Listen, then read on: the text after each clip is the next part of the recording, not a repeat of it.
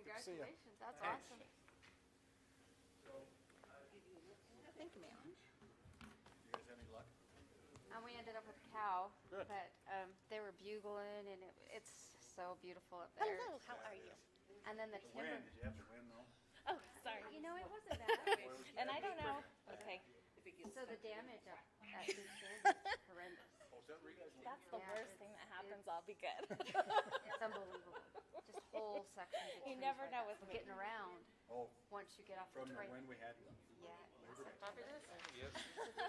Continental Divide Trail, Thank you. That's very fancy. Bill Trail, Right. so we can walk in. But you get off of that, and man, it's crazy. But of course, we got it 2 miles off the trail. So. Oh, sure. It was fun. I got lucky. I was able to go back to the trailer. My nose pulled it. Loaded it whole. Nice. Yeah. Had a couple Where'd you people hang it? stop by and hang it. Yep, that's nice. We quartered it. Hung the quarters. Paper. And brought it home.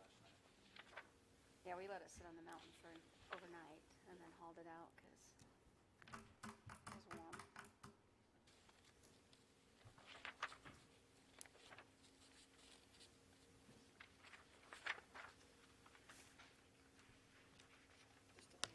Yeah, would you mind? No, $5.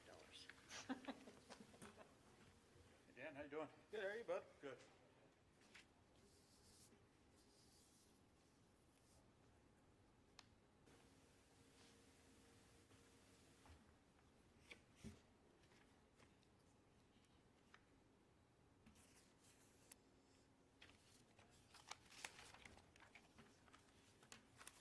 So you've been coming to the board meetings? I have been.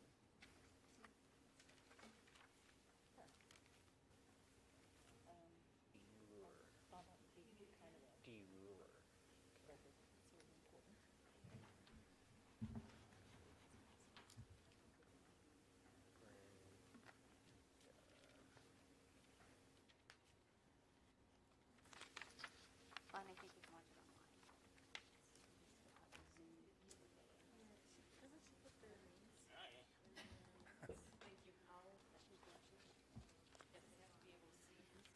They want to see this ugly mug?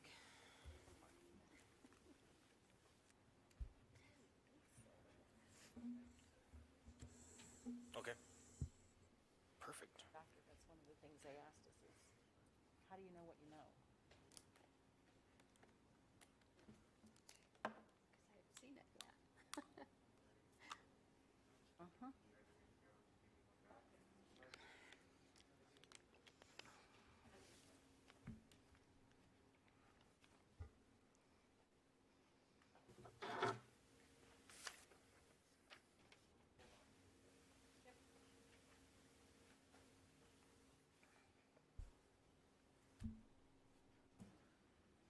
And then did we get the mix? Well, I did this in copies. Yep. Do you want? No, it doesn't look like much.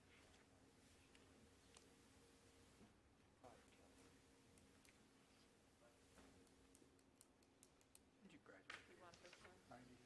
Was it 90? Thank you. Yes. Seems like forever, doesn't it? Yeah, of course.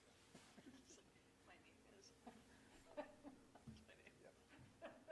Brenda was my boss at the rec center. That's what I would. Yeah, I know, right? It's like, makes me feel old. Like 20 though, right?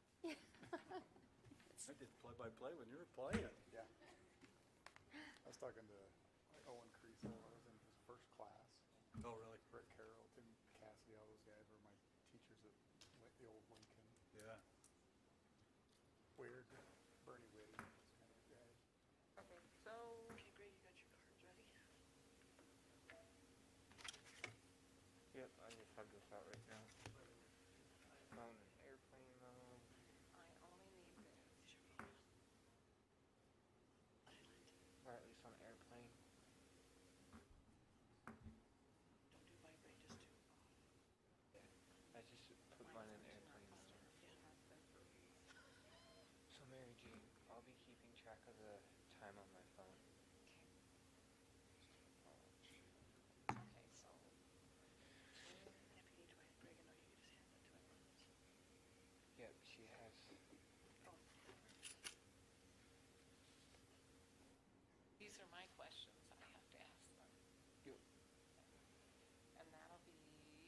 second portion. So after David Young does his introduction, I will be doing that paragraph. And then when I get done talking about the cards, you will start asking questions from our list. Yeah, so, you all know to do this. This is all for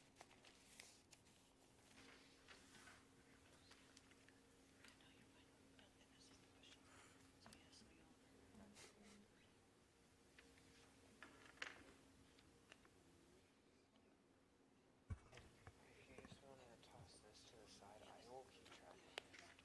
So if I know, and I'll let you know, okay, too long, I think we can only get to 3 questions. I'll keep you updated. Like, oh yeah, go ahead and ask a question. and he'll turn it over to you, like Robbie said. After I read this, to be finished, you need to be finished. But now, Mary Jane, we forgot that part, but I'll introduce you for the questionnaire. Yeah, so, And then I say this. No, this is a Brent note. does all this. Yeah, this This is is just just a your note. guideline.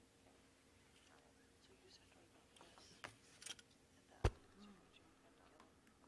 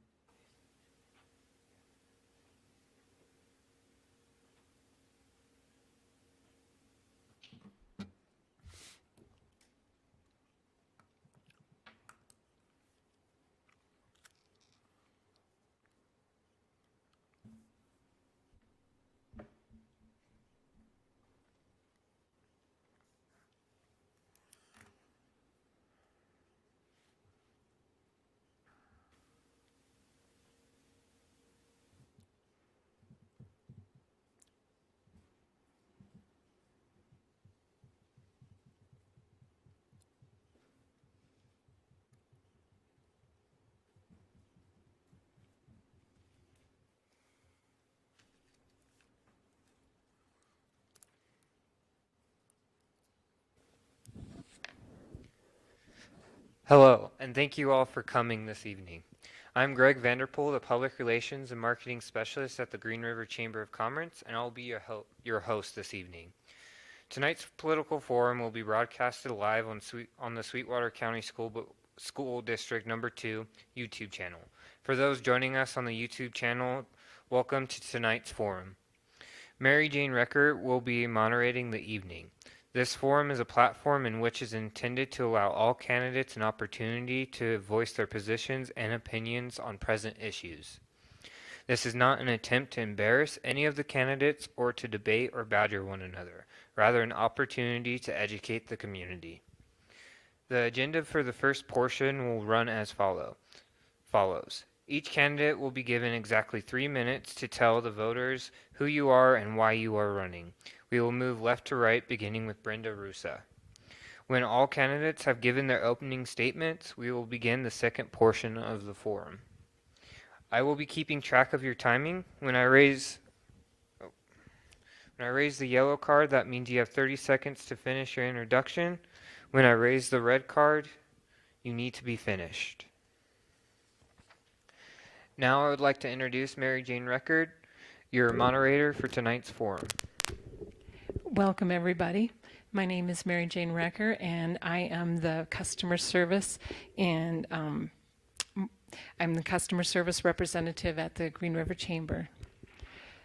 Our first question, or our first introduction for tonight is with Brenda. You have 3 minutes. Thank you so much. First of all, I'd like to thank the Chamber and the school district for this opportunity to allow us to present. So my family and I are lifelong residents of Green River. Giving back to our community has always been something that's very important to me. I've coached youth sports to serving on numerous boards throughout our time here in Green River. Derek and I have been married for 30 years. We have 3 grown children that reside here in Green River. We have 2 grandchildren that are in our district system. I am retired from the city of Green River after 33 years at the Recreation Center. As a board of trustee, my duty is to be a liaison to the community, work with our superintendent, and to support the decisions made by this board for our schools. The policies we make on this board determines how our schools operate. My duties as a board member are to be informed, to do my homework, and to make the best decisions for our students and our district. I believe that educational integrity and the welfare of our students are my top concerns in our district. Working with our Cheyenne legislative delegation is crucial to advocate for our district and make sure that we have our needs met based on the laws in place for providing an educational opportunity for all of our students. If re-elected, I will continue to do the duties of the trustee and to ensure our student success. So, thank you so much.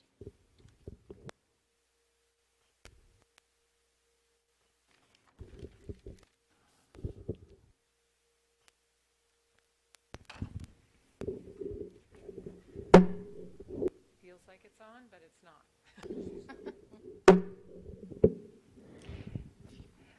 Thank you, Brenda, for that introduction. Our second one is Robbie Delor. You have 3 minutes. Thank you. Again, thank you to the Chamber and thank you to the district for hosting this forum. It's a great opportunity for us, since there's so many of us, to tell you a little bit about ourselves. I've actually been in higher education for about 34 years, have a doctorate in education leadership, and I'm currently vice president for a national technology firm, High Street IT Solutions. That's enough about me. I moved here in 1973, and I stayed until 1995. I had to leave for just a little while because I wanted to get more knowledge, more skills, more awareness of what was happening in higher education and in enrollment management in general for all of the different education levels. So this is my home. I came back. While I was gone for a short period of time, I came back. This is where my kids were born. This is where I raised my family. Wyoming is home, so there was no doubt in my mind that I wouldn't end up back here. Prior to leaving, I had been involved with the YWCA Board of Directors, and I was actually the president of the Wyoming Business and Professional Women's Association. So I may not know a lot about K-12. I haven't been here. I haven't been on your board. It's not something that came second nature to me, but it's something that I'm passionate about, mostly because I can make a difference. And I think that's the only reason why I do things in my life, is because I think I can make a difference. COVID actually made this possible for me. Prior to the virus, I was traveling from Sunday morning until Friday night, and I had Saturday at home. And unfortunately, there's not a lot of civic opportunities to get involved and engaged on a Saturday. So it kind of limited what I could do and my exposure to the community. But that said, because of this, my company has realized I don't have to travel all the time. I can be just as effective working from home. And so it gave me an opportunity to really explore what I could do here in my own community. One of those things was, listening to people, but becoming involved at the board level. I've been coming to the board meetings, paying attention to, the documents that are out there, actually looking at those documents and trying to understand what do they mean and what do they tell us and what can it do. So I believe that we have to re-engineer and transform, and that's my expertise, that's my forte, that's what I bring to the table. With great experience having done things at other institutions, I really think I have a lot to offer our board. Thank you, Robbie.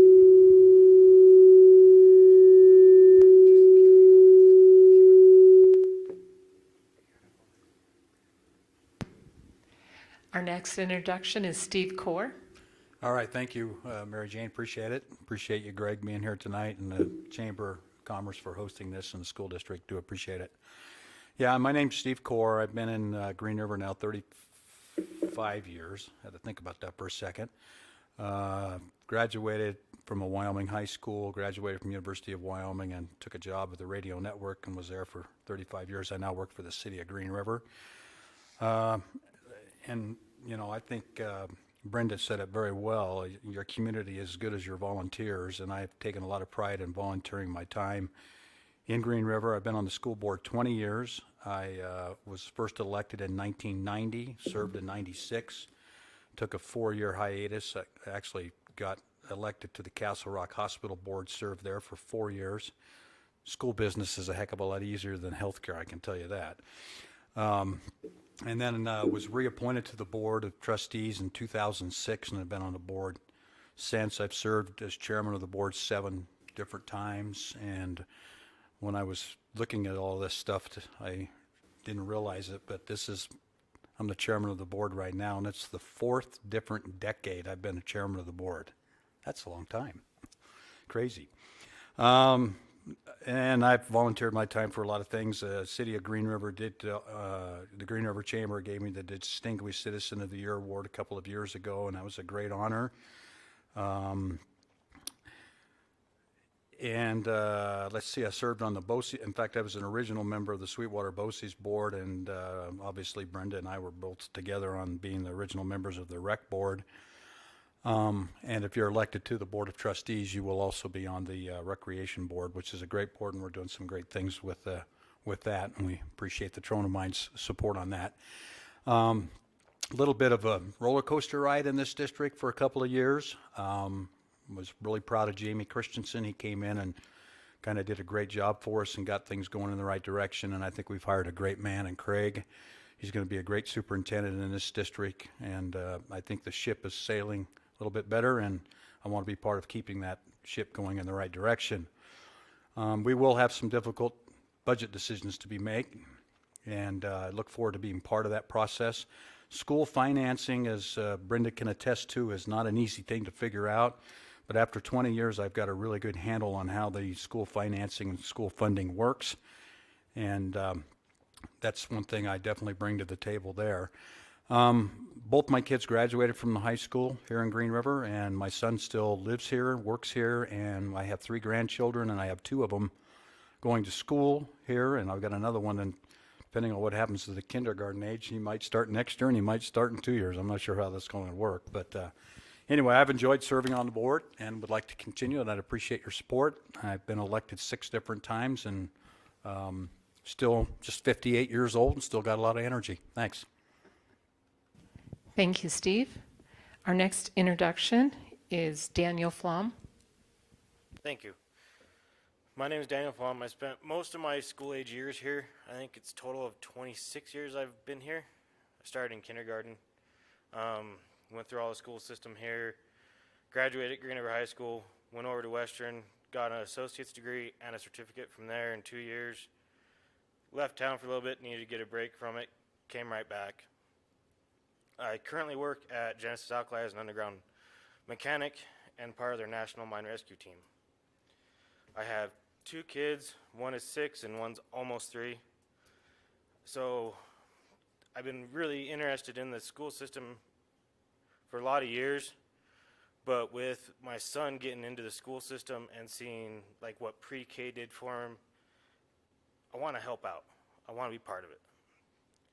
I want to learn some experience from people like Steve Core and Brenda Rosa that have been on there a long time and keep that tradition going of long-time board members being here.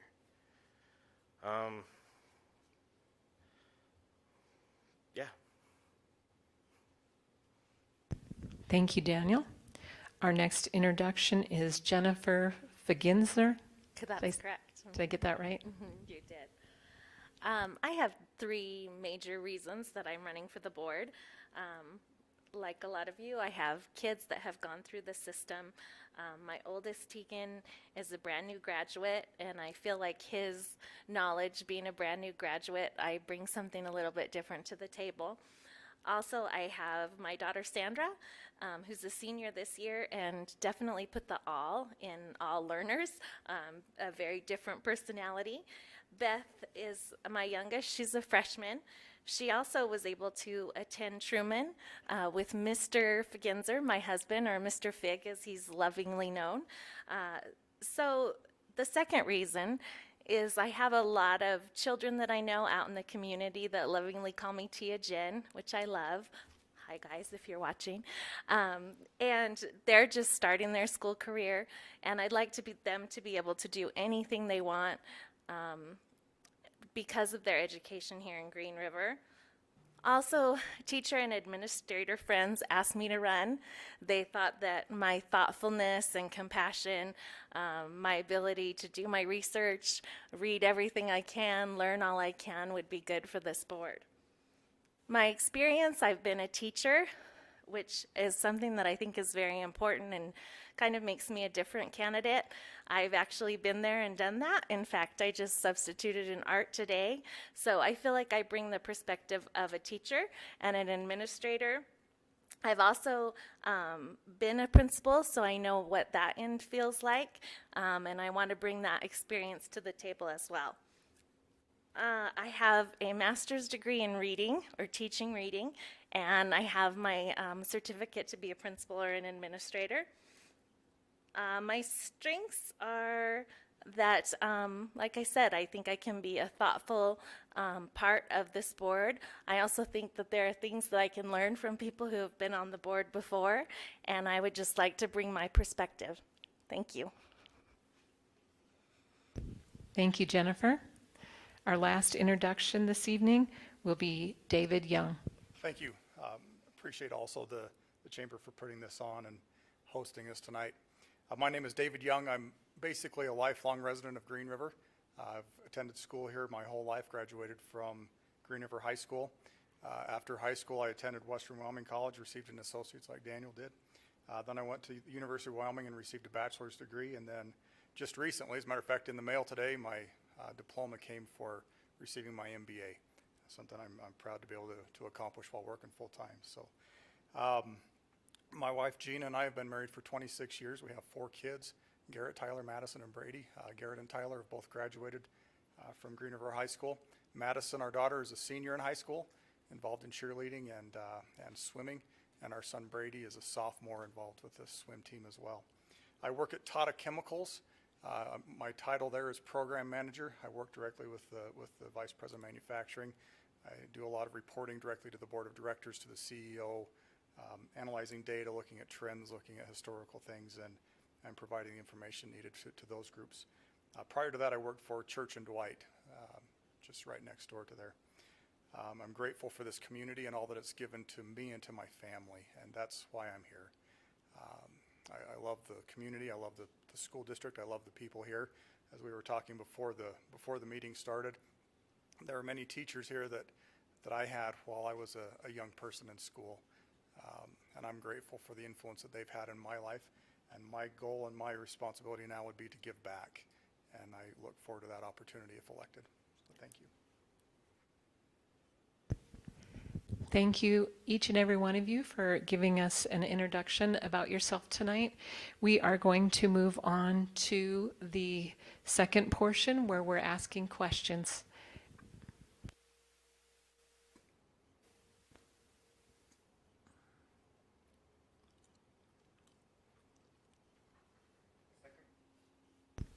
The second portion of the evening is dedicated to the questions from the moderator. Each candidate will have 2 minutes to answer the questions.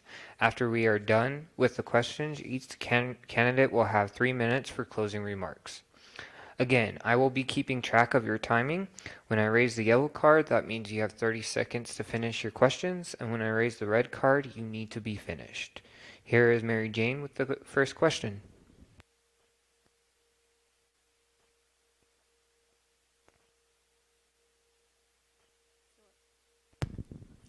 The turning off and on of the switch. My apologies. Our first question tonight is for Steve Core. And the question is, in the past 5 years, what has been your level of involvement in the school district? Well,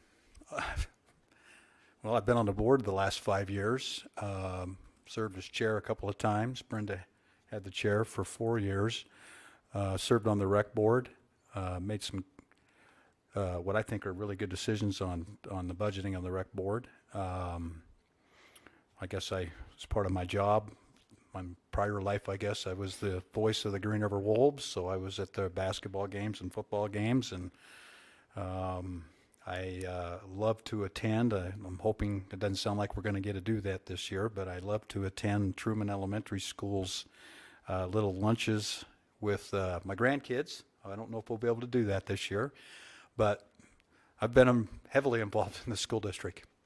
Thanks. Thank you. We are doing these questions in random order. The next one is Daniel. In the past 5 years, what has been your level of involvement in the school district? In the past 5 years, I really haven't had a whole lot of involvement with the school system. I have helped out with some of the pre-K stuff and trying to learn more about the pre-K system and how that works, mainly for my own knowledge with my son. And a lot of the Trona minors have come to me because they realize my mom's the secretary of the school board, and they want to know how to do stuff, how to get on the open campus and do all that stuff. And so it seems like I'm a big buffer, and that's why I want to be part of it more so I can have better answers. But I really want to get involved. I was involved a lot after high school. I helped with Skills USA and Ford AAA competitions for the auto mechanics. But then I kind of left and focused on my family, my career, and with Mine Rescue. Thank you. The next person to answer this question is David Young. Thank you. My level with the school district in the last 5 years has been limited basically to being involved with my children. We were heavily involved in, one son was heavily involved in speech and debate. My younger two children are involved in swimming and cheerleading, obviously my daughter. Other than that, I've spent time volunteering with the school district. I've also, through Tata Chemicals, we've made contributions to the school district, and I've spent a little bit of time here at board meetings periodically to make those presentations. I've been very busy with other responsibilities that have limited my availability. That time is freeing up now, and I look forward to being able to spend more time to become involved with the district. Thank you. In the past 5 years, I'm going to ask this question again. In the past 5 years, what has been your level of involvement in the school district? Brenda, can you answer that question for us tonight? Thank you, Mary Jane. So I have been on the board for the last 5 years, so my involvement has been, I've been heavily involved. I've also, as Steve mentioned, served as chair, been involved with the rec board. I'm also currently serving as the Wyoming, on the Wyoming School Boards Association, which is a collection of board members across the state advocating for our district statewide. So as a group, we advocate statewide with our legislative delegation. So I've served on that for 3 years now and enjoy that part of being on the board. I have a second grader at Monroe, and I too love those luncheons and being able to be at her awards assembly. We were able to attend the Blue Ribbon award ceremony at Truman when Mr. Fagenser and his staff attained that goal. So I've been heavily involved, and it's been good. I mean, we went on a search for a superintendent. That was a great process.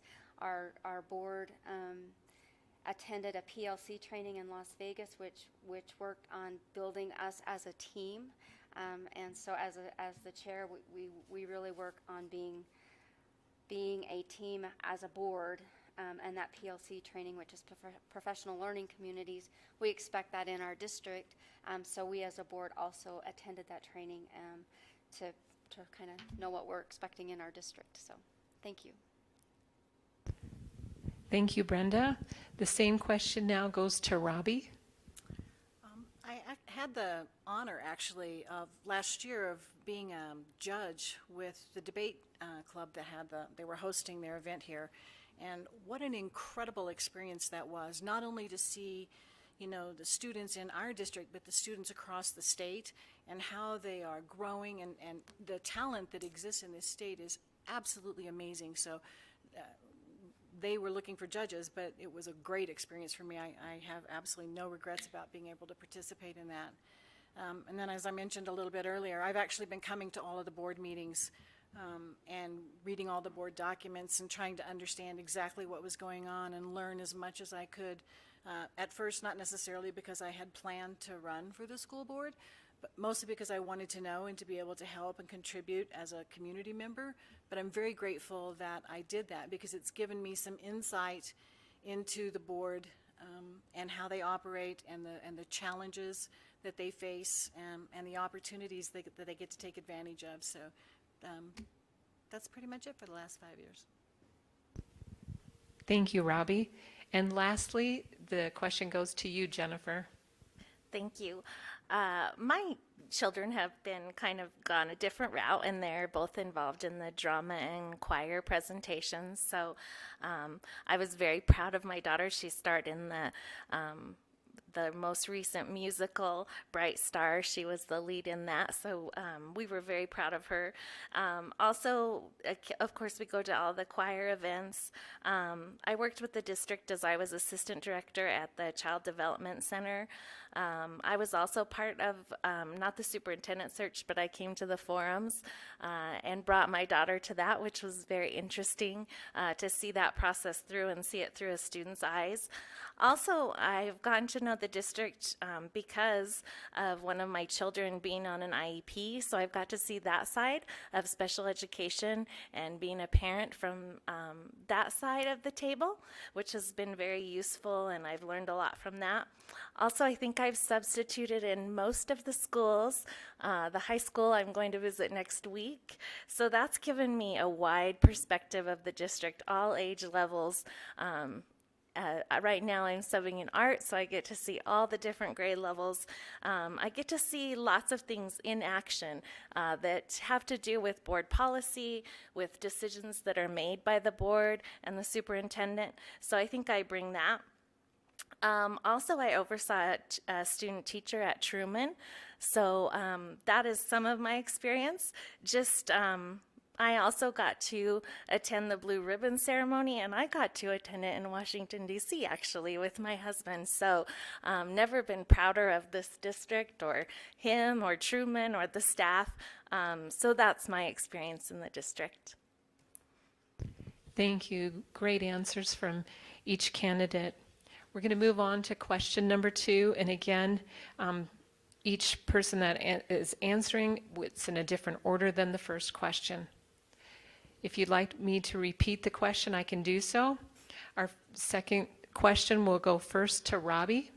And the question is, as a school board member, what are some examples you would put in place to help ensure our schools are preparing students for continuing education or the workforce? Wow. That's actually a great question, and it really ties to my background, having worked in higher ed and worked with high schools. Used to do high school programs and traveled to 23 different high schools that were in the service area for Western Wyoming College, offering opportunities and teaching them, what they could look forward to in the future if they were looking for post-secondary education. And it's also important to be able to recognize that college isn't for everyone. Some students are not meant to excel in that particular area. They excel more in a workforce kind of environment, a trade or a vocation, something that gives them a different kind of skill set. Being able to recognize that is extremely important. Let's see if I can't remember all the question now. Can you repeat it again so I get the rest of it? Absolutely. As a school board member, what are some examples you would in place to help ensure our schools are preparing students for continuing education or the workforce? Okay. The next part of that has to do, I think, with the testing that's going on and how we address getting students to this standards that are being set. At a recent board meeting, they provided a great deal of information about how students were scoring on various tests, both in the 9th and the 10th grade in math and things like that. And I heard comments about, how great it was that they had, a certain percentage of students that were in these high levels. But it brought to my mind that other level. What about the people who are not doing that well? How are we addressing that? How are we helping them? I think we have to be innovative, create new programs, look for transformative things that we can do with new technology to provide them opportunities to learn at their level. Thank you. The next person would be Jennifer. Thank you. I actually came in and talked to Mr. Craig Behringer about this, and he gave me an article called The Age of Agility, and it just talked about preparing our students for the future and exactly what you're talking about. I'm pretty confident that he and the leadership on the board will have an idea of which way to go, and we just need to set sail. I agree that technology and being innovative are all very important. Also, right now, I'm concerned about the mental health and emotional health of our students and just making sure that they're ready for life outside of high school in that way as well. So that's my answer for that one. Thank you. Steve, you're my next candidate to answer this question, and I'm going to repeat it one more time for you. As a school board member, what are some examples you would in place to help ensure our schools are preparing for students continuing education or the workforce? Okay, thank you. I would just continue to support what we're doing. We had a great presentation the other night at the board meeting from the high school staff, and Green River High School is on an improvement plan, and what they have done and some of the changes they have made clearly shows with the test scores that we're headed in the right direction. And I would like to continue to support that program. I was recently at a Sweetwater Economic Development Coalition meeting, and we were basically meeting with the Trona mines. And the key to this whole getting our high school students ready for the workforce, if those students choose to go to the workforce, I think Green River High School can help in that process. And Western Wyoming Community College and the University of Wyoming have both committed that they want to continue to work together to allow those students that would like to go into the workforce now. And I think we can be a major player in that. And I would like to continue. We're doing some of that with Western now. In fact, Dr. Dale said at the meeting the other night, and I don't think I'm talking out of turn, but she said Green River High School is a wonderful place to work with and on this program. So I'd like to continue the support of that. And the other thing I would say is I have, and I think Brenda can attest to this, I have always been a huge supporter of our employees of this district. And I want to continue that and keep in mind with any kind of budget issues we have to deal with, we need to make sure we support our kids first. They're the number one. And I don't want to say 1A, but our employees are number one as well. So I would like to do those kind of things. Thanks. Thank you, Steve. Our next candidate to answer that question is Daniel. One of the biggest things I've noticed, and I want to continue, is the continuing education that's done through Western. I did that, and I think I was probably one of the first 2 or 3 classes that was able to do that.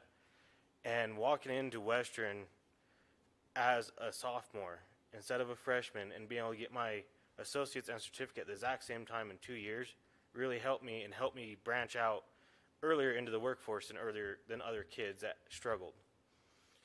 And so one big thing is I want to see that continue. There's a lot of progress in that and showing a lot of promise with kids that are doing college level classes in high school.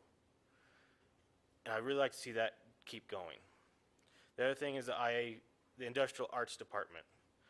We need kids in the Trona mines and other workforce environments like welding and pipeline and everything with these hands-on skills. Not all kids are designed to be a student. They're better with their hands than being a book learner. I was a prime example of that. So we need to make sure we're able to deal with both sides, the book learner and the hands-on learner. The standardized testing, I think we've always done really good. Being one of the younger candidates as a kid, I didn't care for it. But I understand its purpose now, growing up. I understand its purpose to see where we're at. And so that's what I would do that's my answer to that question. Thank you, Daniel. Our next candidate to answer this question is David. Thank you. As you asked that question, it brought back to my mind an experience I had. I can't remember if it was in junior high or in high school, but one of the classes that I took gave us the opportunity to go build a shed for someone, a very big shed. And it taught me a couple things. Number one, I didn't want to be a roofer. We were up on top of that roof and we were putting shingles up, and I didn't like that part, and so I didn't become a roofer. But it gave me the opportunity at an early age to figure that out. And so number one, I think one of the key things is that we've got to help the students identify what they want to do. And they may not be able to decide in high school what they want to be. I changed my major more than once. But if we can help them identify potential opportunities, I didn't know what the opportunities were in the Trona mines or the Trona patch when I was growing up, even though that's where my dad worked. I really didn't understand fully what that meant. There are great opportunities here for kids shortly out of high school or out of Western or places like that. So I think that we've got to be innovative. We've got to use technology. We've got to understand that this is a different generation than what I was. They learn differently. They understand differently. They grasp things differently. And we've got to be able to recognize that and help them to determine what they want to do and then provide them opportunities like I did when we built a shed and I decided I didn't want to be a roofer. The last candidate for that question is Brenda. Thank you so much. I think our board has done a great job working with Western in the dual and concurrent enrollment, and I hope that we can continue with that.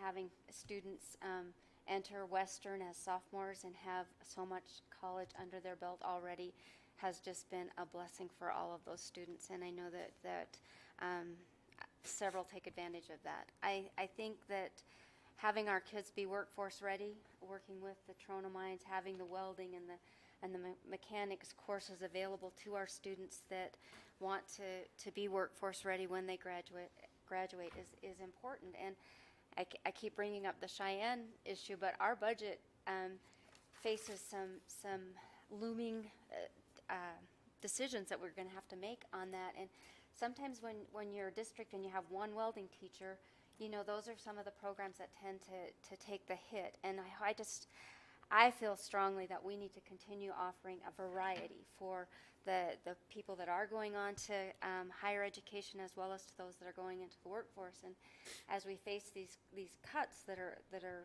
just right on the verge here, we need to keep those things in mind. And so I think providing for all of our students is key, and we just need to be open and be able to make sure we're meeting their needs. So, thank you. Thank you very much. We're going to move on to question number 3. And the first person to answer that question will be David. What is the biggest issue facing school district number 2 today? The biggest issue that I see, and I think we've talked about that, most people have referenced it already, is the upcoming budgets. That's clearly going to be the biggest challenge that we face, trying to understand and number one, realize what those cuts are. You know, we've heard 10%. Is it all at once or is it spread over 3 years? We've got to understand all of that. So understanding the budget and making very, very difficult decisions that will affect families, it will affect students, it will affect faculty, all of those things. We have to understand that and make the best decisions possible based on those things. Thank you, David. Brenda, the question goes to you. Thank you so much. I really believe the biggest issue is our budget and recalibration. Working with our Cheyenne legislative delegates is going to be critical in making sure that they are adequately funding education. It's a constitutional right for our students to receive that funding, and we need to make sure that we as board members are advocating for our district and our needs to make sure we can provide that education. I sat in on a listening session with the governor, and it's amazing because when you say 10% of your budget, it may not sound like too much, and yeah, we can tighten our belts, but the thing is that 80% of our budget goes to our staff. And when we talk 10%, I mean, you can't cut 10% in supplies and make it work. We're talking people, and that's where we're talking programs and you know, the spring golf or the tennis. And I know that Superintendent Behringer has a committee together a task force to look at all of these things that are just kind of looming out there. But I really believe that we need to advocate for our our district for the funds, and then also for local control on how those funds are spent in our community. The recalibration committee is meeting right now, and they have a couple more meetings, and it's scary what they're proposing to do to local district. So thank you so much. Thank you. Our next candidate to answer, what is the biggest issue facing the school district today? Daniel? Well, I think we're all going to hit on the same subject here.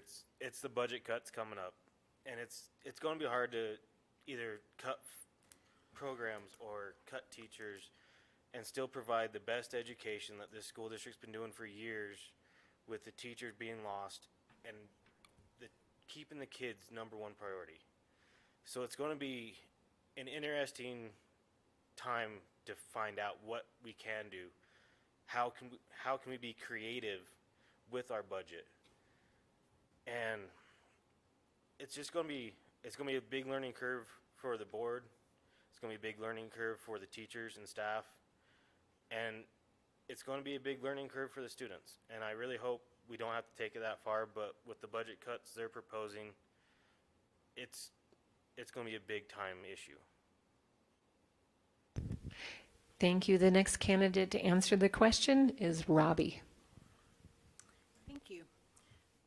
While the budget is something that we have to be concerned about, the Constitution in our state does say that that the state is supposed to supplement what the school district can't provide. So what we can't get locally, that's what they're supposed to supplement. So that's in the Constitution, and usually only changes in the formula when somebody wants to file a lawsuit or some kind of thing occurs. That's a known thing. We can address that. You just get creative. It's the unknown stuff that really scares me. It's the fact that our students are not necessarily all well rounded right now. They're dealing with masks, no masks. They're dealing with seeing their friends, not seeing their friends. They're dealing with being out of school for 3 months, having a summer off, coming back into school, and being expected to remember 6 months worth of content that isn't going to happen. We know that students don't learn the same when they're online as when they're facing somebody in person. So I think that it's not just the budget. The budget is something that we deal with. That's what we do. We make decisions and we move forward. What we don't have a handle on, really and truly, is how we're going to help those kids, because this is really what this is all about. It's all about the kids. Thank you, Robbie. Jennifer? Thank you. I think we're all kind of on the same path. The budget is going to be our biggest issue that we'll face. I do believe it's a constitutional right, and as running for a board member, you just have to think about, do you have the backbone to make sure that you have the knowledge and the fight in you to work on making that constitutional right happen for everyone? I thought while everyone was talking, everyone's from Green River and they graduated from Green River, they lived here forever. One advantage I have is I'm from Colorado, and we've been through these cuts before. I've seen what works, what doesn't work. I've been a teacher, a principal, a parent in this situation. And I agree with Daniel. It's going to take some major creativity. I also agree with Robbie that there's more than the budget. There are children, and they have needs that we're going to have to think about as a whole person as well. When I think about the budget, I think we're all going to have to make hard decisions, and whether we as people are going to be able to make those decisions and keep our values intact, I think that's what's important for a board member. Thank you, everyone, for answering that question. We're going to move on to question number 4. Oh, It's not we the fir- almost it- forgot one it's there. not the first Steve, you time were I've just been waiting forgotten. for that, Don't weren't worry you? about it. Yeah. All right, Steve. Sorry about that. I was getting excited for question number 4. You're okay. You're all right. This is an exciting question. There's no doubt surviving COVID-19 is right up there, 1A, and 1B is the budget. We could talk about COVID-19 till we're blue in the face, but it certainly is the big hammer in the room, I think. The governor 10% request on budgets would cost this district $4.2 million. And Brenda mentioned that 80%, I think it's even a little higher than that, of our money is spent on people, so you can tell what that could possibly mean. But we also are very fortunate to have what I consider one of the best business directors in the state of Wyoming. Her name is Christine, and she's been in this district a long, long time. And Chris has got a handle on all of this, and anytime I need a question, have a question about the budget, I go to Chris, and she gets the information. And recently I went to her and said, you know, I think we need to look a little more creative on how we're going to handle this. And I was thinking about the rec mill, and we do spend money. We get about $1 million a year in the rec mill, and we do spend on facilities and improvements, and we give back to the community and all of that, and I think that's good. But we can also use some of the rec mill money on our activities more than we are, and I think there's a way for us to lessen a little bit of the general fund budget, not cut activities, and maybe use the rec mill to help out with that process. One other thing I need to mention is that I'm extremely proud of the Board of Trustees. You need to know that we are allowed to put 15% of our budget in reserves, and we're a little over 14% this year, and I think that's wonderful. Anything over 15%, you got to give back to the state of Wyoming, but I think 15% is a good number to make sure we kind of stay as close as we can to that number as possible for the rainy day, and it's about to start raining. Also, we have pre-97 that we're able to save, and that's over $2 million, and we have spent zero of those dollars.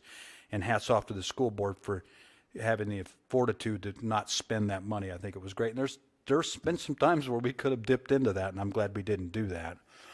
I am done. I see the red card. Thank you. Thanks, Greg. Thank you, Steve, for making sure we got you in there. I appreciate that. My apologies to everyone. On to question 4. Here we are. As we are all aware, revenues are challenged due to the current economic situation. How would you promote funding for schools? I can read that question again if you need. Brenda, you are our first candidate to answer that question. Well, I think that this is a very tough question because we have to be advocates at the state level. I mean, our money, it goes to Cheyenne, and we have to advocate to get it back. And that's, we are revenue challenged in this state. We've got several state candidates that are running on the platform that there will be no new taxes, but there's other avenues that they could pursue, additional revenues that wouldn't necessarily be taxes to us, to the citizens. You know, similar to the lodging tax that our county puts in place. It's not necessarily a tax that I pay, but it's a tax that visitors pay in our community. And so I certainly don't have the answers. I think that's our state legislators' job to find those answers. But I do know that some of the revenue options that have been presented to them, they have been shut down. And so our revenue committee, we're at a, oh my gosh, now what? You know, so I don't know that I have an answer to that question, but I would support changes to how we are collecting some of the revenue, and I just hope that our state legislators will do so. We don't really have that opportunity here locally to make that change, so, but we have the opportunity to advocate to get that money back to our community that we send to Cheyenne. So, thank you. I'm going to read that question one more time. Daniel, you'll be next. As we are aware, revenues are challenged due to the current economic situation. How would you promote funding for schools? I think Brenda said a lot about, you know, being advocates back to Cheyenne and pushing on our legislators about how to get our money back. But they have been turned down a lot.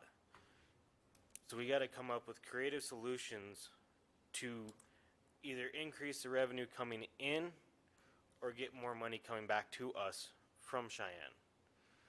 Now, does anybody have that solution? I don't know. but it's one way we can work to be advocates to push a solution through that we might have a chance to make it work. Because we got to do something. If it's a lodging tax like Brenda did, recommended or said, that's one possibility. Is there other opportunities? Who knows? But we got to research, we got to dig deep, and we got to be advocates and find the right solution to make it work. Thank you. We're going on to the next candidate to answer the question. David. Thank you. That is a great question, and I appreciate the answers that have been given so far. And I too don't have the real answer. I don't know exactly what that answer is. But as we build relationships and continue to build relationships with those in Cheyenne, I also think that we can look historically at what's happened other places. Jennifer mentioned Colorado. We can learn from places like that that have faced downturns like we're facing now. We can go talk to other states. We can talk to other districts, other places that have gone through things that are similar to this, and we can figure it out. You know, we can adapt and we can work together to figure this issue out and figure out how we get more money back for our schools. Steve, the question goes to you. All right, thank you. I think one of the biggest helps is going to be we're losing some legislators that have been kind of anti-school funding, and those two are going to be gone in November, and that's a good thing. I'll just put that as a side. The Constitution of the state of Wyoming says schools must be funded first. Before they fund anything else, they have to fund schools. Now, I think the revenue side of the ledger is obviously our problem, and I don't think you can put this on the backs of the minerals industry. They already give a lot to us, and they should. I think when you take something out of the ground and you don't replace it, you should pay for that. I don't have a problem with that. But I don't think we should put it on their backs. They got to figure out a way to get some more revenue, and I think one of the things I would advocate is we need to recruit business to this state. And we have infrastructure in place in a lot of different corners, especially here in southwest Wyoming. I'll advocate for the Middle Baxter Road project. But if we could get that to go and fly, in addition to what Jenner's doing, I mean, Jenner is in the process of permitting a solution mine south of Green River. That would be a huge benefit to not only us, but also the state of Wyoming. So I think revenue and trying to recruit businesses back into the state or bringing in new business, I think is a key. Thanks. Thank you, Steve. Next candidate to answer that question is Robbie.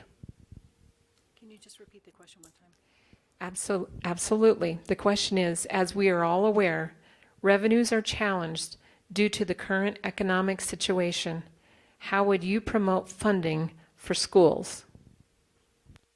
Okay, so when I think about the question in and of itself, one of the things that comes to mind is this is pure economics. When you don't have enough money, you have two choices. You either have to increase your revenue or you have to decrease your cost, period. And while that's across the state, and Steve is correct, the state constitution does say that education always first. That's the mandate. So when you deal with economics and what you could do to promote, there's several things. You have finding new money, all right? So that's new industry, that's, and as it relates to a particular district, there's opportunities to get grants. Quite frankly, I know that there's tough economic times, but there is also money to be had out there to help people and to help schools to be able to do programs. You just have to find it and put forth the effort to be able to get those grants. It's not easy, nobody said it was, but it's something that you have to do. Unfortunately, there are things that you have to look at within our district itself. We have to look at things like attrition. You know, do you fill, I know it's a very unpopular thing, but you know, if there's an open position, do you fill it or do you not? Look at the class levels and what the level of education is and how many people are in there. I think there's like 70, I think in the meeting the other day, they said there's like 72 students that have actually left, so that's a loss of revenue just because people leave the area. And if we don't bring in new kinds of industries, new ways to generate funding, then that will continue. And obviously you want to be an advocate to Cheyenne. You need to be engaged with any of those people because they are the ones that hold the purse strings. right? So if the money across the state comes down and they change their little recalibration so that maybe not everybody gets the same thing, or everybody comes down a little bit, whatever that might be, you have to do it together. Lastly, for question number 4 is Jennifer. Thank you. I think to promote funding for the schools, the most important thing is relationships. And I know this sounds strange, but I think as I've seen over the years being a teacher, if you have that relationship with the student, all of a sudden the relationship with the parent is really easy. And all of a sudden the relationship with the community and others outside the community, everything becomes easier if you have that good relationship. So actually I think relationships between our teachers and students, between each other, the board, the community, I think we could bring in some homeschool kids who maybe didn't have those relationships. I also think that grant funding, I agree with Robbie that there is money out there. I will say, being from Colorado, one thing that I've learned is you don't cut the arts.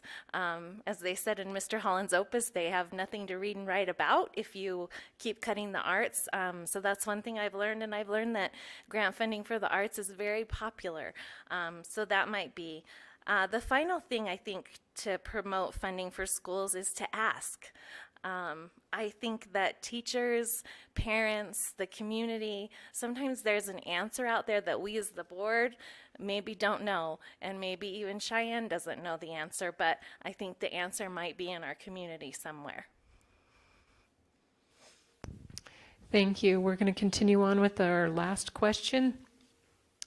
And Steve, you'll be the first one for this. Question number 5. How much oversight should the school board have on teacher performance? Oversight? How much oversight should the school board have on teacher performance? Policy, whatever the policy is, that's what we got to do. So that would be my oversight. I'm a radio guy or an ex-radio guy. I'm not an educator. Our superintendent of schools is an educator, and we hire the superintendent to run the school district, and obviously mandates from the legislature we have to follow, like the kindergarten thing the other day. But so yeah, I think policy is how I would answer that question. I did want to jump in just a little bit since I have some time here. One of the things that this school district, getting back to the budget and revenue, one of the things this school district has done and has been in the forefront since I was on the board back in the early 90s is we have partnered with districts in the state of Wyoming, and they're now called a coalition. And we are concerned about funding, and we're concerned about the Constitution being followed. And this coalition is still in place. This district belongs to this coalition. And we, as a coalition, are keeping an eye on what's going on in Cheyenne. And, you know, I don't want to say this could end up in court, but I don't want to say it won't. Thanks. Next candidate, Daniel. On that question, a lot of it, like Steve said, comes down to policy. And we hire a superintendent to manage that, who is an educator, because I'm a mechanic, I'm not an educator. But it also comes down to the principals. You have the tier system of your superintendent to your principals, to your vice principals, to your teachers. That is how that is managed, and that's how that oversight is ran. Is we help with the policy, the superintendent and all his people in that step take care of teacher performance. And we just need to make sure everybody's getting judged fairly, but that's not our part to do, that is for them to do. And we just need to make sure that's being done. David, how much oversight should the school board have on teacher performance? I read a book one time that talked about surrounding yourself with greatness and surround yourself with great people. The oversight begins with a hiring process, and having a good policy and a good procedure in place for hiring the best people and the great people is really the key. And then as you hire those great people, you allow them to govern themselves, and you have the policy, as we've talked about, the policy is in place. You follow the policy and you govern according to the policy, and that's how the oversight happens. We're going to move to Brenda to answer the question next. Thank you so much. The board's oversight on teacher performance really lies with our superintendent. Our oversight is for our superintendent, and we adopt policies based on what the Wyoming Constitution provides for us. I mean, there's certain requirements that teachers will be evaluated twice, summative and a formative, and all of those things are done within our district based on the policies and the rules and regulations that we're required to follow. Our employee is a superintendent, and we make sure that he enforces all of that within our district, with our principals, with our teachers, and our oversight is with him. So, and making sure that we have great policies in place and that we're following the law. So, thank you. Thank you. We're going to move to the next candidate, Robbie. So the board's responsibilities are more for policy and oversight of the district. They hire a superintendent, and it's his responsibility to make sure that all of those policies are in place and that he follows through with all of the laws and the guidelines that have been provided, both from the state all the way down through to the district. So that's where the board, that's essentially the end of what their responsibility is to make sure that those things are happening. But one of the things that comes to my mind is there a problem? I mean, like, if there was a problem, wouldn't you expect someone to either say it to a member of the board or to our superintendent for him to be able to say something? You know, I would imagine that as a board, we would be visiting with, you know, the principals and things of the schools that are in our district to make sure. I mean, that's just our responsibility, to stay engaged and to stay embraced and part of what they're trying to do. So when I hear that question, the first thing that comes to my mind, quite frankly, is there a problem? Thank you. And lastly, Jennifer.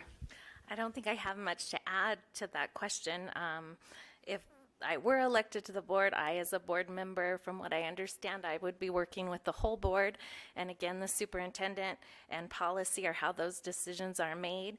So for my answer, it would be I, as an individual board member, would have no oversight over teacher performance. However, I think I might be the only board member here who has been a principal, and I've actually been what they call a coach. So I would go in and coach teachers and help teachers out.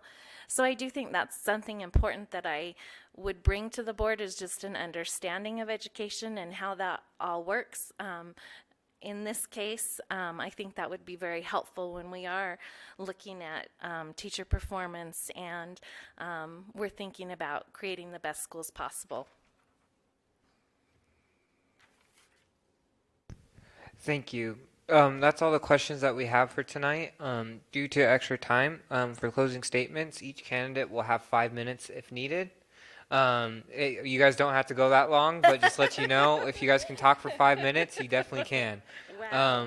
I'm going to hand it back over to Mary Jane, and we will get the closing remarks started.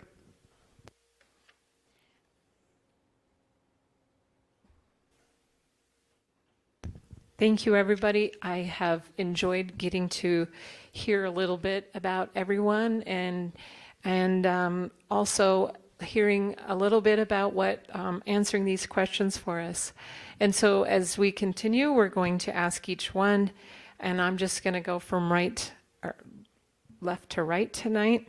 And I'll begin with Brenda, asking for your closing remarks. Thank you so much. And again, I thank you for the team of people here giving us the opportunity to share with the public. It's a whole team of people here doing this, so thank you so much for giving up your evening to allow us to share. As I seek re-election, I focused on the experience and knowledge that I've gained while I've been on this board. My first forum, I was like, I got a lot to learn. I got a lot to learn about every other question. And so there is a lot to learn, and I have learned a lot about the budget, the funding model that we operate under. Working on boards is a choice. I've worked on several in my lifetime here in Green River, and it's a choice. It's a choice to work together to make things better for wherever you're serving, and I have loved serving on this board. If a vote doesn't go my way or anybody's way, I mean, it doesn't matter. You support the way the vote goes, and you advocate, and you are a team, and you've made a decision, and my goal has always been to support those decisions that are made. I have spent a lot of time learning and serving for our district. I do my research. I ask lots of questions. People get tired of seeing me, but I do ask lots of questions. I advocate for the community. I seek out input from the community members as well.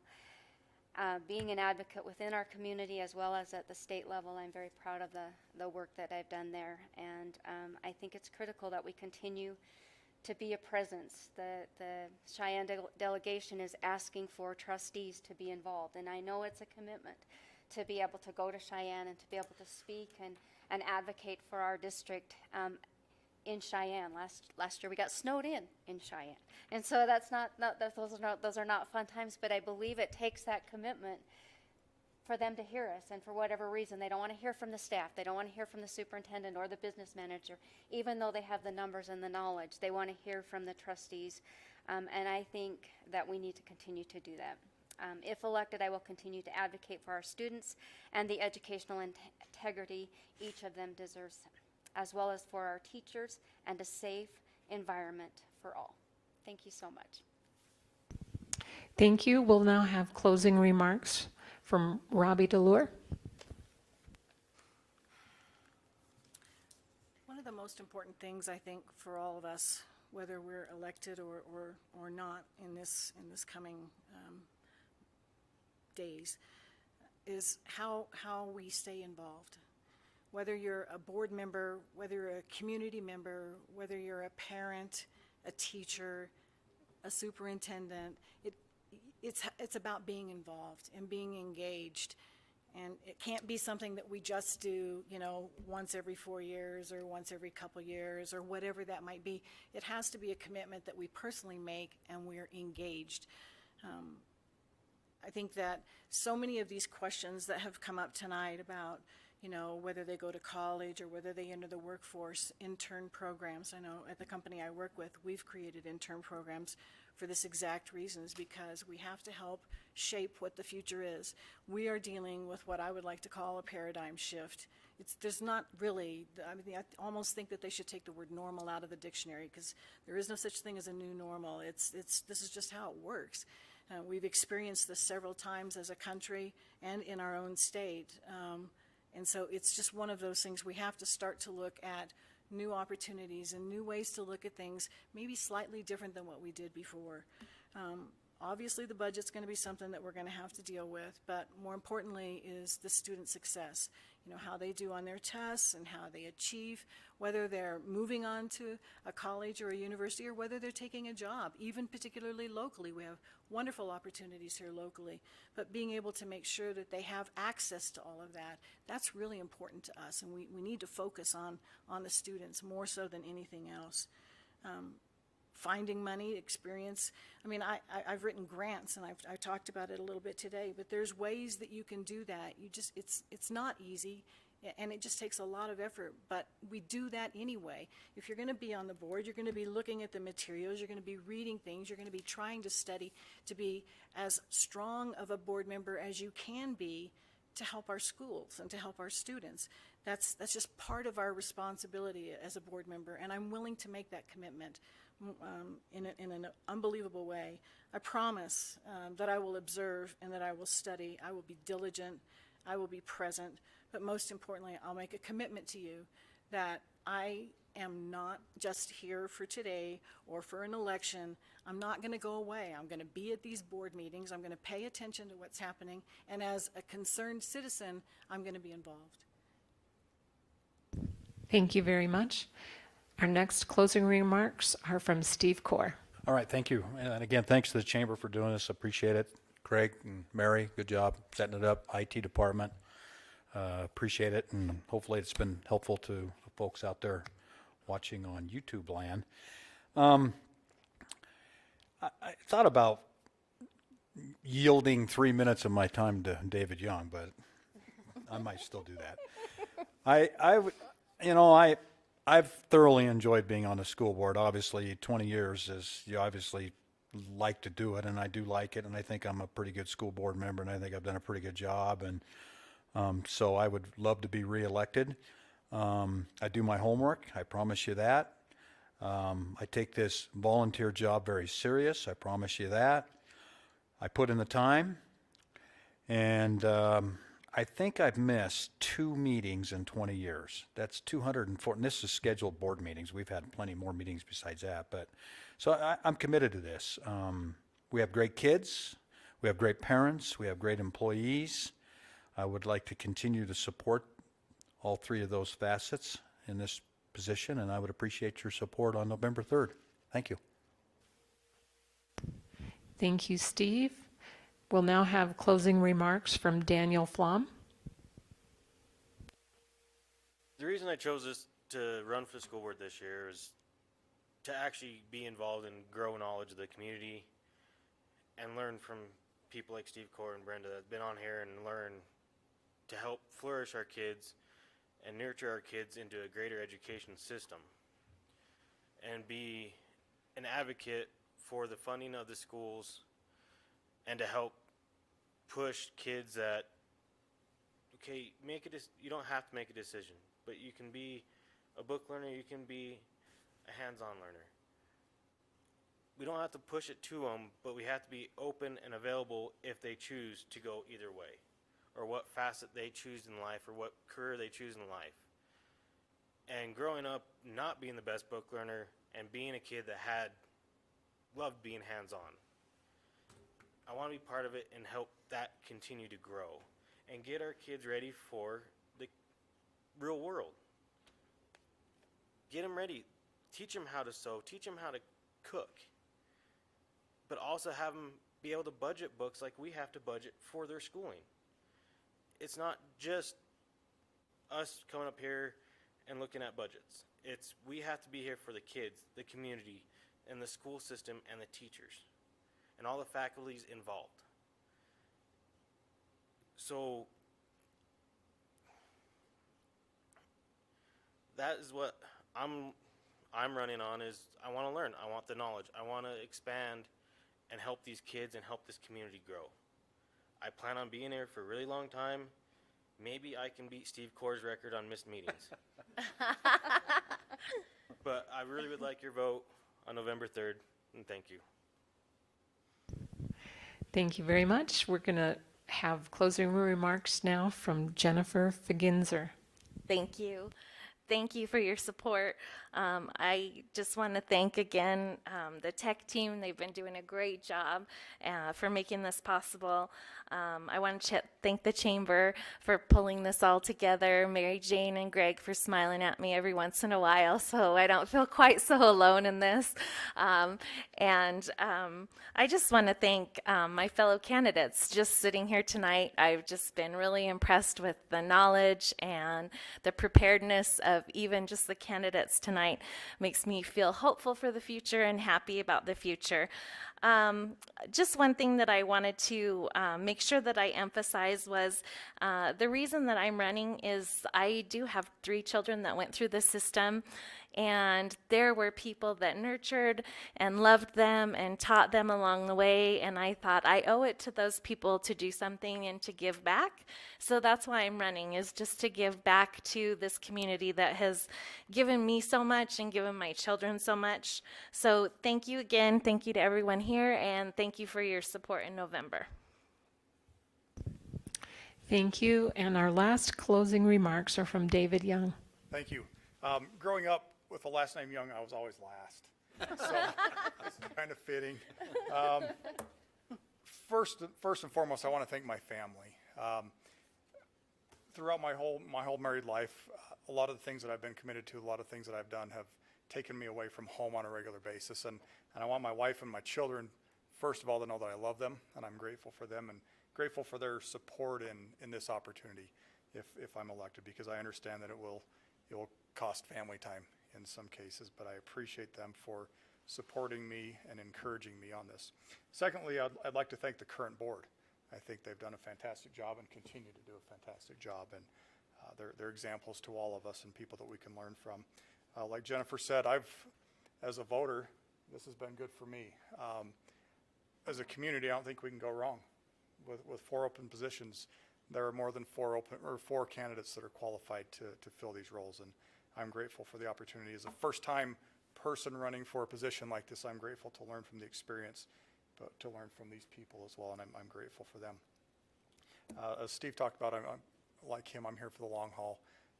When I commit to do something, I'm going to give it my all. I take this seriously. I also understand that any decision that we make as a board affects lives. And we have to remember that. It affects students, it affects faculty, it affects staff, it affects the community. And I take that seriously. I know that every decision that we make affects lives. And not every decision is supported 100%, never will in a leadership position. That's what happens. But as we have open communication, as we have understanding between parents and students and faculty, staff, and board members and community, we can make this work, and we cannot be divided. We see in the world today a lot of division, but we as a community can come together, even facing difficult decisions. I think that one of the keys is to continue to build a culture that people want to belong to. As we have teachers hired into our community, if we have that culture that we've created that makes them want to stay, I think that's critical and that's important. And I also feel that my experience in the minerals industry can add to what we've already got going here. Again, I'll be dedicated and committed to whatever is needed of me.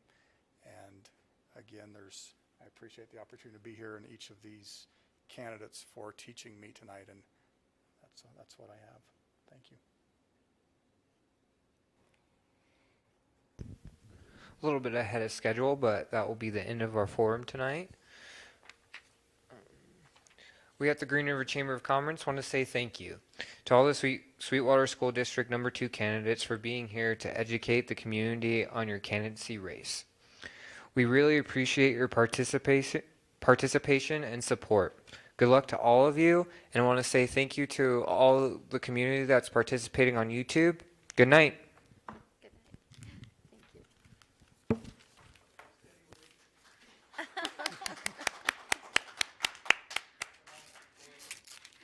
I feel like a bit of a movie